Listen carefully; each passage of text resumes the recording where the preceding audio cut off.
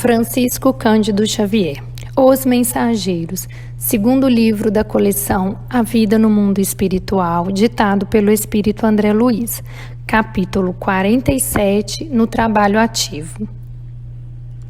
A interpretação de Bentes, obedecendo à inspiração de um emissário de nobre posição presente à Assembleia, era recebida com respeito geral no círculo das entidades desencarnadas. Na esfera dos encarnados, porém, não se notava o mesmo traço de harmonia. Observava-se apreciável instabilidade de pensamento. A expectativa ansiosa dos presentes perturbava a corrente vibratória. De quando em quando, surpreendíamos determinados desequilíbrios que afetavam particularmente a organização mediúnica de Dona Isabel e a posição receptiva do comentarista, que parecia perder o fio das ideias, tal qual se diria na linguagem comum. Colaboradores ativos restabeleciam um ritmo quanto possível. Reparamos que alguns irmãos encarnados se mantinham irrequietos em demasia. Mormente, os mais novos em conhecimentos doutrinários exibiam enorme responsabilidade. A mente lhes vagava muito longe dos comentários edificantes. Viam-se-lhes distintamente as imagens mentais. Alguns se prendiam aos quefazeres domésticos, outros se impacientavam por não lograrem a realização imediata dos propósitos que os haviam levado até ali. Aniceto, que não perdia ocasião de prestar-nos esclarecimentos novos, considerou discreto. Muitos estudiosos do Espiritismo se preocupam com o problema da concentração em trabalhos de natureza espiritual. Não são poucos os que estabelecem padrão ao aspecto exterior da pessoa concentrada, os que exigem determinada atitude corporal e os que esperam resultados rápidos nas atividades dessa ordem. Entretanto, quem diz concentrar forçosamente se refere ao ato de congregar alguma coisa.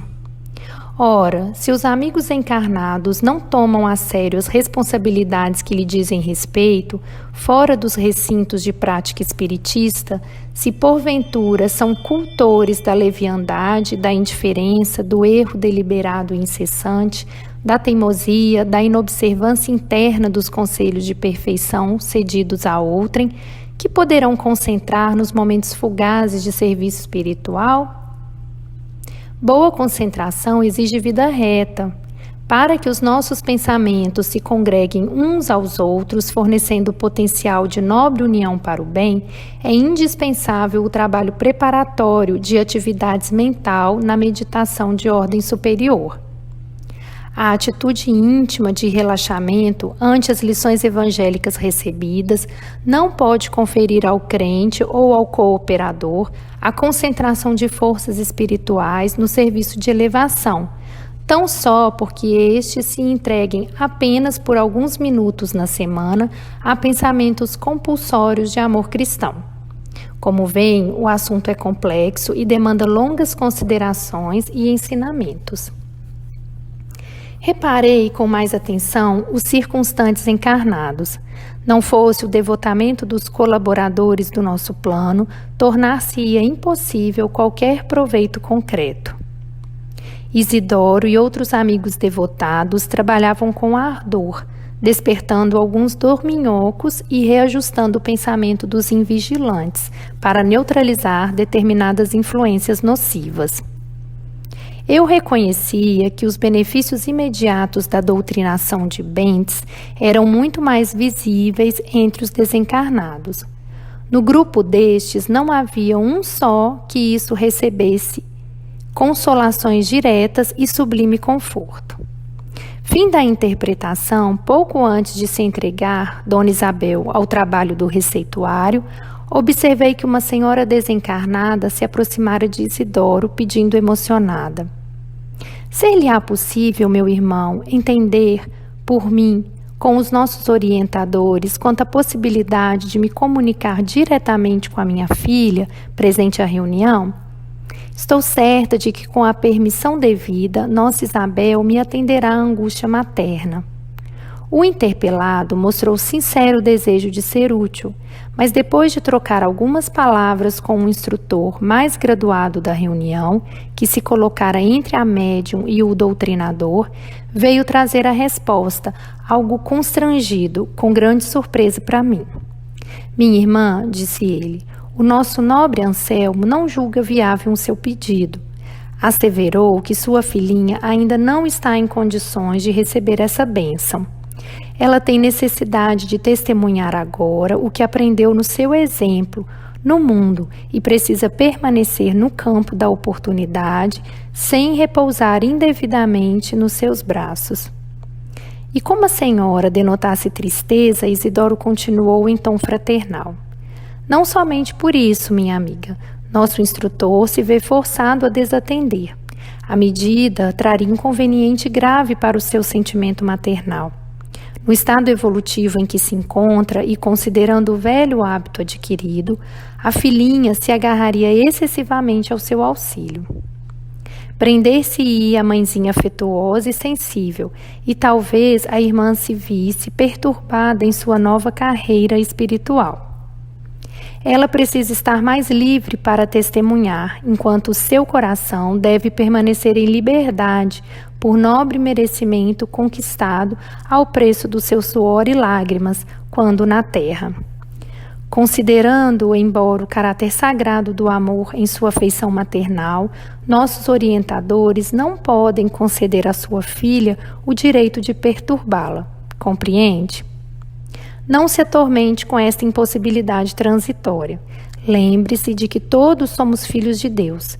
O Senhor terá recursos para atender cada jovem em seu lugar. Quanto ao mais, alegremo-nos em nossos serviços. Recorde que o auxílio não se verificará pelo processo direto, mas podemos recorrer ao método indireto. Quem sabe, amanhã, possivelmente, poderá encontrar-se com sua filha em sonho. A interpelada sorriu confortada e obtemperou. É verdade, devo compreender a nova situação. Nesse instante, acercou-se de Isidoro uma entidade amiga que solicitou. Meu caro, estimaria suas providências junto dos receitistas para que forneçam novas indicações ao Amaro. Meu sobrinho necessita de amparo à saúde física. O esposo espiritual de Isabel tomou uma expressão significativa e respondeu: Não posso, meu amigo, não posso. Se Amaro pedir e os receitistas cederem, tudo estará muito bem, mas você não ignora que o nosso doente é muito rebelde. Já lhe providenciei a obtenção de conselhos médicos do nosso plano por 5 vezes, sem que ele correspondesse aos nossos esforços.